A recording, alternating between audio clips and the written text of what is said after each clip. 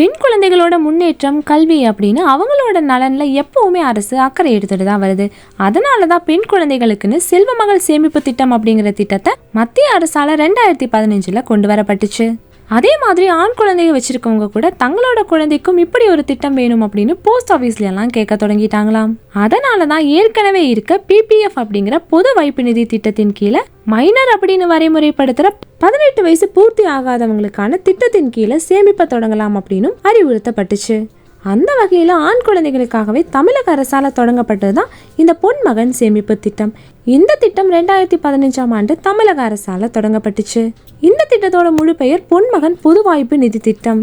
ஆண் குழந்தைகளை பெற்றவங்களும் தங்களோட குழந்தைகளோட எதிர்காலத்துக்காகவும் படிப்புக்காகவும் சிறு சேமிப்புக்காகவும் இந்த திட்டத்துல தொடர்ந்து இணைச்சிட்டு வராங்க. ஒவ்வொரு நிதியாண்டுலையும் குறைந்தபட்சம் 500 ரூபாயிலிருந்து அதிகபட்சம் 1 லட்சம் ரூபாய் வரைக்கும் இந்த திட்டத்துல சேமிக்கலாம். இந்த திட்டத்துக்கு 10 வயதுக்குட்பட்ட சிறுவனோட சார்பா பெற்றோர் இல்லைன்னா பாதுகாவலர் இந்த திட்டத்துல இணையலாம். 10 வயதை பூர்த்தி செஞ்சிருந்தாங்க அப்படின்னா ஆண் குழந்தை தானாவே இந்த திட்டத்துல கணக்க ஆரம்பிக்கலாம். குறைந்தபட்ச வயது வரம்பு எதுவும் குழந்தைக்கு கிடையாது. ஆனா வெளிநாடு வாழ் இந்தியர்களுக்கும் அயல்நாட்டு குடியுரிமை பெற்றவங்களுக்கும் இந்த திட்டம் பொருந்தாது. அதே மாதிரி இந்த திட்டத்துல இணையருக்கு கல்வி தகுதி எதுவும் கிடையாது. குடும்பத்தோட ஆண்டு வருமானம் 8 லட்சத்துக்குள்ளேயும் பொருளாதார ரீதியா பின்தங்கிய குடும்பத்தை சார்ந்தவனாகவும் இருக்கணும். உங்களுக்கு பக்கத்துல இருக்க போஸ்ட் ஆஃபீஸ்க்கு போய் இந்த திட்டத்துல நீங்க இணையலாம். இன்டர்நெட் பேங்கிங் இல்லைன்னா இந்தியா போஸ்ட் பேமெண்ட் பேங்க் அப்படிங்கிற ஆப் மூலமாகவும் ஆன்லைன்ல பணம் செலுத்தி இந்த திட்டத்துல நீங்க இணையலாம்.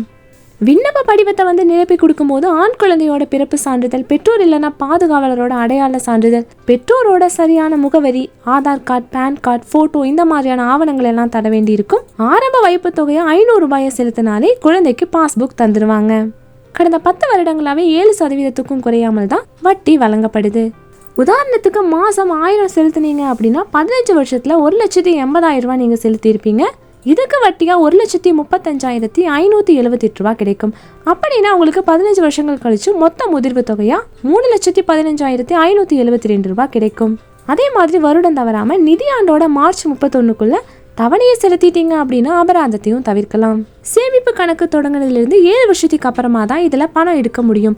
அதே மாதிரி 4வது நிதியாண்டோட முடிவில் இருக்க பணத்தில் 50% பணத்தை மட்டும்தான் எடுக்க முடியும். இந்த திட்டத்தில் இன்னொரு அம்சம் என்னன்னா இதில் கடன் பெற வசதியும் இருக்கு. இதுக்கு கணக்கு தொடங்கி 3வது நிதியாண்டு தொடங்கி இருந்துச்சு அப்படின்னா மட்டும்தான் இதில் கடன் பெற முடியும். அதுவும் 2வது நிதியாண்டு முடிவில் இருக்க தொகையில் 25% மட்டும்தான் கடனாக பெற முடியும். இந்த கடனை 36 மாசங்களுக்கு முன்னாடியே அடைச்சிட்டீங்க அப்படின்னா 1% மட்டும்தான் வட்டியா வசூலிக்கப்படும். அதுக்கு மேல 6% வரைக்கும் வட்டி வரலாம். இதே மாதிரி நிதியாண்டுல ஒரு முறை மட்டும்தான் கடன் எடுக்க முடியும். ஒருவேளை நீங்க 2வது முறையா கடன் வாங்கணும்னு நினைச்சீங்கன்னா முதல் கடனை மொத்தமா அடைச்சிருக்கணும். ஆனாலும் கடைசி வரைக்கும் பணமே எடுக்காம கடனும் வாங்காமே இருந்தீங்க அப்படின்னா முழு சேமிப்பு பலனும் நமக்கு கிடைக்கும். ஒருவேளை இந்த திட்டத்தின் போது குழந்தையோட பெற்றோர் அல்லனா காப்பாளர் இறந்துட்டாங்க அப்படின்னா குழந்தை 18 வயசை பூர்த்தி அடைஞ்சிருக்கும் பட்சத்துல குழந்தைக்கு பணம் கிடைக்கும். இல்லைன்னா அவரோட பாதுகாவலர் பணத்தை பெறலாம். ஸோ இந்த திட்டம் பார்த்தீங்கன்னா பிரத்யேகமாக ஆண் குழந்தைகளுக்காகவே வடிவமைக்கப்பட்டிருக்கு. ஸோ இந்த வீடியோ உங்களுக்கு ரொம்பவே யூஸ்ஃபுல்லாக இருக்கும் நம்புறோம். இதே போல் மணி ரிலேட்டட் வீடியோஸ்க்கு இந்த வீடியோக்கு ஒரு லைக் பண்ணிவிட்டு நம்ம சேனலையும் சப்ஸ்கிரைப் பண்ணிடுங்க.